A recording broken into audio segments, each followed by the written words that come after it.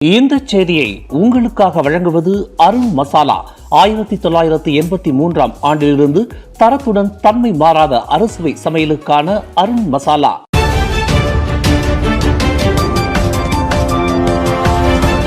வணக்கம். திசைகளின் ஒரு மணி செய்திகள். 2 ஆண்டுகளுக்கு பிறகு ரத ஊர்வலத்தில் ஆயிரக்கணக்கான மக்கள் அருள் மழையில் நனைந்தனர் பக்தர்கள். தமிழ் கடவுளான முருகப்பெருமானின் உற்சவ திருநாளான தைப்பூச விழா நாடு முழுவதும் உள்ள முருகன் ஆலயங்களில் நாளை ஞாயிற்றுக்கிழமை கொண்டாடப்படுகிறது. பத்துமலை ஸ்ரீ சுப்பிரமணியர் சுவாமி திருக்கோவில், ஈப்போ கல்லுமலை ஸ்ரீ சுப்பிரமணியர் ஆலயம், பினாங்கு அருள்மிகு பால தண்டாயுதபாணி கோவில், சுங்கைப்பட்டாணி ஸ்ரீ சுப்பிரமணியர் திருக்கோவில் உட்பட நாடு முழுவதும் உள்ள முருகன் ஆலயங்களில் தைப்பூச விழா கோலாகலமாக களை கட்டியுள்ளது. 2 ஆண்டுகளுக்கு பிறகு பக்தர்கள் ரதத்துடன் புடைசூழ செல்வதற்கு அனுமதிக்கப்பட்டதால் பிரதான திருத்தலங்களில் ஆயிரக்கணக்கான பக்தர்கள் ரதத்துடன் ஊர்வலமாக சென்றனர். கோலாலம்பூர் ஸ்ரீ மகா மாரியம்மன் கோவிலிலிருந்து பத்துமலை ஸ்ரீ சுப்பிரமணியர் சுவாமி கோவில் திருத்தலத்தை நோக்கி புறப்பட்டுள்ள வெள்ளி ரதம் இன்று பிற்பகல் 3 மணியளவில் பத்துமலையை சென்றடையும் என்று எதிர்பார்க்கப்படுகிறது. இந்நிலையில் பல சாலைகளை கடந்து வெள்ளி ரதம் கோலாலம்பூர், லபோ அம்பாங், ஜலான் ராஜா லவுட், ஜலான் ஈப்போவை கடக்கும் போது அதிகமான பக்தர்கள் முருகனின் வெள்ளி ரதத்தை பக்தி பரவசத்துடன் வரவேற்றனர். மங்கள மேளம், நாதஸ்வர இசை முழக்கத்துடன் வண்ண விளக்குகளாலும் வண்ண மலர்களாலும் அலங்கரிக்கப்பட்ட வெள்ளி ரதத்தை பக்தர்கள் வழி நெடுகிலும் அலங்கார பந்தல்கள் மற்றும் தண்ணீர் பந்தல்கள் அமைத்தும் கும்பங்கள் வைத்தும் தோரணங்களால் அலங்கரித்தும் வரவேற்றனர். தமிழர்களின் பாரம்பரிய நிகழ்வுகளை பறைசாற்றும் வகையில் ரதத்தின் முன் கோலாட்டமும் மயிலாட்டமும் நடைபெற்றன.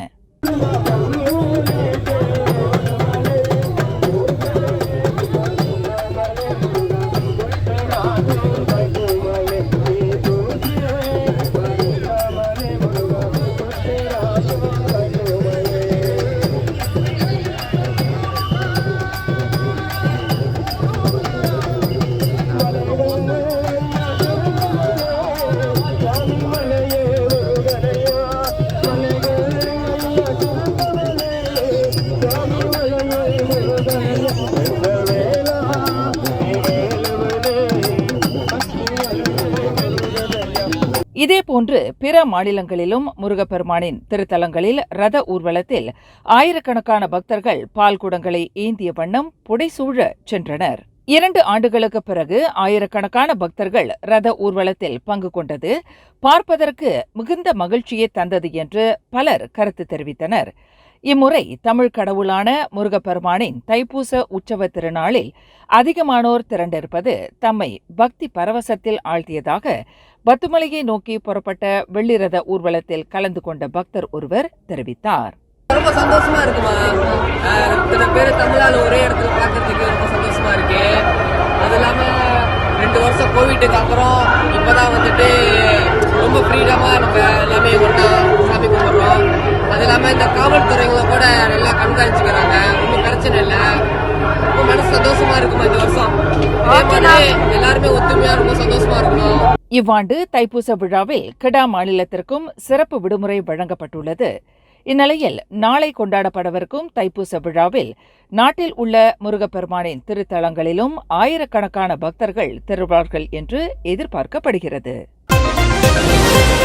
கோலாலம்பூர் ஜலான் HS லீ சாலையில் வீற்றிருக்கும் ஸ்ரீ மகா மாரியம்மன் ஆலயத்திலிருந்து பத்துமலை திருத்தலத்தை நோக்கி புறப்பட்ட வெள்ளி ரத ஊர்வலத்தில் கோலாலம்பூரை சேர்ந்த 682 போலீஸ் அதிகாரிகளும் போலீஸ்காரர்களும் பணிக்கு அமர்த்தப்பட்டுள்ளனர் என்று மாநகர் போலீஸ் தலைவர் டத்தோ ஆஸ்மி அபு கசீம் தெரிவித்துள்ளார். பல சாலைகள் கட்டம் கட்டமாக மூடப்பட்ட நிலையில் வெள்ளி ரத ஊர்வலத்திற்கு பாதுகாப்பு பணிகள் வழங்கப்பட்டு வருவதாக அவர் குறிப்பிட்டார். கோலாலம்பூர் போலீசார் ஜாலான் ஈப்போ பத்துமலை சாலை வட்டம் வரை பாதுகாப்பு பணியில் ஈடுபடுவர். அதன் பின்னர் ஸ்லாங்கூர் போலீசார் பாதுகாப்பு பணியை ஏற்பர். அச்சாலைகளை பயன்படுத்துகின்றவர்கள் மாற்று சாலைகளை பயன்படுத்தும்படி ஆலோசனை கூறப்பட்டுள்ளது. நாட்டின் தைப்பூச விழாவிற்கு பிரசித்தி பெற்ற ஆலயமான கோலாலம்பூர் ஸ்ரீ மகா மாரியம்மன் கோயில் தேவஸ்தானத்தின் பத்துமலை ஸ்ரீ சுப்பிரமணியர் சுவாமி கோயிலின் 133வது தைப்பூச விழாவையொட்டி இன்று பிப்ரவரி 4ஆம் தேதி சனிக்கிழமை மாலை 5:30க்கு மேல் 6 மணிக்குள் சேவல் கொடியை ஏற்றும் விழா மிக விமரிசையாக நடைபெறவிருக்கிறது. பத்துமலை திருத்தலத்தில் 2023 ஆண்டுக்கான தைப்பூசத்தை குறிக்கும் வகையில் கோலாலம்பூர் ஸ்ரீ மகாமாரியம்மன் கோயில் தேவஸ்தானத்தின் தலைவர் தான் ஸ்ரீ டத்தோ நடராஜா சேவல் கொடியை ஏற்றி தைப்பூச விழா கொண்டாட்டத்தை அதிகாரப்பூர்வமாக தொடக்கி வைப்பார். நாளை பிப்ரவரி 5ஆம் தேதி ஞாயிற்றுக்கிழமை தைப்பூசத்தன்று காலை 7 மணியளவில் சுவாமி மயில் வாகனத்தில் எழுந்தருளி நதிக்கரையில் பக்தர்களுக்கு நீர்த்தோற்சவ காட்சி வழங்கியருள்வார். தொடர்ந்து தங்கவேல் புறப்பட்டு மேற்குகை வேலாயுதர் கோவிலில் சிறப்பு பூசைகள் நடைபெறும்.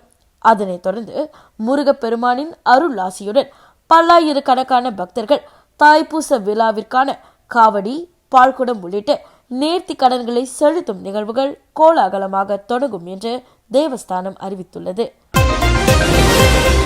சாலை விபத்து தொடர்பாக காஜாங் போலீஸ் நிலையத்திற்கு புகார் கொடுக்க வந்த மாது ஒருவர் அரைக்கால் கார் சட்டை அணிந்து இருக்கிறார் என்பதை காரணம் காட்டி அவரின் புகாரை எடுக்க போலீசார் மறுத்துவிட்டதாக கூறப்படும் குற்றச்சாட்டு பொதுமக்களுக்கும் போலீசாருக்கும் இடையில் ஏற்பட்ட தவறான புரிதலே காரணமாகும் என்று போலீஸ் படை தலைவர் தான் ஸ்ரீ அக்ரில் சனி தெரிவித்துள்ளார். அந்த மாது அணிந்திருந்த அரைக்கால் கார் சட்டை உடையை மாற்றி வரும்படி அவருக்கு போலீசார் பணித்துள்ளனர். இதில் இரு தரப்பிலும் தவறான புரிதல் ஏற்பட்டதன் காரணமாக இவ்விவகாரம் பெரிதாக்கப்பட்டுள்ளது. அரசாங்க அலுவலகங்களுக்கு அலுவல் காரணமாக வருகின்றவர்கள் நேர்த்தியான உடை அணிந்திருக்க வேண்டும் என்ற அரசாங்க தலைமைச் செயலாளரின் ஆணை நடப்பில் உள்ளது. ஒழுக்கத்தையும் நன்னடத்தையும் பேணுதல் என்பது ருக்கு நகராவின் 5வது கோட்பாடாகும். முறையான ஆடையை அணிந்து வருவதைதான் அந்த போலீஸ்காரர் அறிவுறுத்தியுள்ளார். ஆனால் ஆபத்து அவசர வேளைகளில் போலீஸ்காரர்கள் தங்கள் விவேகத்தன்மைக்கு ஏற்ப ஆடை விவகாரத்தில் சற்று விதிவிலக்கு அளிக்க முடியும் என்று ஐஜிபி விளக்கினார். அம்னோவிலிருந்து நீக்கப்பட்டுள்ள முன்னாள் சுகாதார அமைச்சர் கைரி ஜமாலுடன் PKR கட்சியில் இணையும் நிலை ஏற்படுமானால் அது அக்கட்சியின் துணை தலைவர் ரப்சி ரம்லிக்கு மிகுந்த சவாலை ஏற்படுத்தும் என்று அம்னோ முன்னாள் உச்சமன்ற உறுப்பினர் டத்தோ ஜைடி ஜைனுல் அபிடின் கருத்து தெரிவித்துள்ளார். PKR கட்சியில் 2வது முக்கிய பதவி வகித்து வரும் ரவ்சி ரம்லியின் நிலை நிச்சயம் ஆட்டம் காணும் என்று ஜஹிடி ஜைனுல் குறிப்பிட்டார். அரசியல் ரீதியாக இருவருமே ஆற்றல் நிறைந்தவர்கள், யாரையும் குறைத்து மதிப்பிட முடியாது. ஆனால் கைரி ஜமாலுடன் தமது ஆளுமையினால் சற்று முந்தி செல்ல முடியும். இது ரவ்சி ரம்லிக்கு பெரும் சவாலாகிவிடும் என்று ஜஹிடி ஜைனுல் கூறுகிறார். தொழிலாளர் சேமநிதி வாரியமான EPF சந்தாதாரர்கள் பணி ஓய்வுக்கு பிறகு தங்களின் பண தேவைகளுக்கு EPF பணத்தை மட்டும் சார்ந்து இருக்க முடியாது என்று நிதி திட்டமிடல் நிபுணர் ஒருவர் ஆலோசனை கூறுகிறார். அண்மையில் EPF வாரியம் வெளியிட்டுள்ள தகவலின்படி EPF சந்தாதாரர்களில் 55 வயதுக்கும் கீழ்ப்பட்டவர்களில் 97 விழுக்காட்டினர் தங்களின் வாழ்நாள் சேமிப்பில் 6 லட்சம் வெள்ளியை எட்டவில்லை என்று தெரிவித்துள்ளது. இந்நிலையில் EPF சந்தாதாரர்களில் குறிப்பாக பெரிய நகர்ப்புறங்களில் வாழ்கின்றவர்கள் தங்களின் அந்திம காலத்தை கழிப்பதற்கு அந்த வாழ்நாள் சேமிப்பு பணம் போதுமானதாக இல்லை என்று நிதி நிர்வாக நிபுணர் வாங் சாய்சுன் கூறுகிறார்.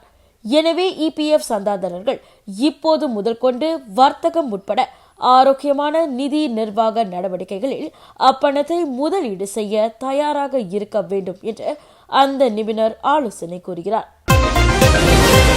தீபகற்ப மலேசியாவில் பள்ளி நேரத்தை காலை 8 மணிக்கு தொடங்குவதற்கு முன்வைக்கப்பட்டுள்ள பரிந்துரை குறித்து கல்வி அமைச்சு இன்னும் முடிவு செய்யவில்லை என்று அதன் அமைச்சர் ஃபட்லினா சிடேக் தெரிவித்துள்ளார். அதே வேளையில் பள்ளி நேரத்தை காலை 8 மணிக்கு தொடங்கும் திட்டம் பிரதான விவகாரமாகவும் கல்வி அமைச்சு கொண்டிருக்கவில்லை என்று அவர் குறிப்பிட்டுள்ளார்.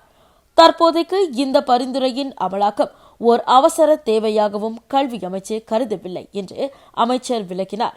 எனினும் இவ்விவகாரம் தொடர்பில் பெற்றோர்கள் மற்றும் கல்வி சார்ந்த இதர தரப்பினரின் ஆலோசனைகளை செவிமடுக்க அமைச்சு தயாராக இருப்பதாக அவர் குறிப்பிட்டுள்ளார். இந்த செய்தியை உங்களுக்காக வழங்கியது அருண் மசாலா. 1983 ஆண்டிலிருந்து தரத்துடன் தன்மை மாறாத அறுசுவை சமையலுக்கு அருண் மசாலா. மேலும் செய்திகளை தெரிந்து கொள்ள கீழே இருக்கும் பெல் பட்டனை அழுத்துங்கள். உங்கள் மகிழ்ச்சியை வெளிப்படுத்த லைக் மற்றும் ஷேர் செய்யுங்கள். தொடர்ந்து திசைகளோடு இணைந்திருக்க சப்ஸ்கிரைப் செய்யுங்கள்.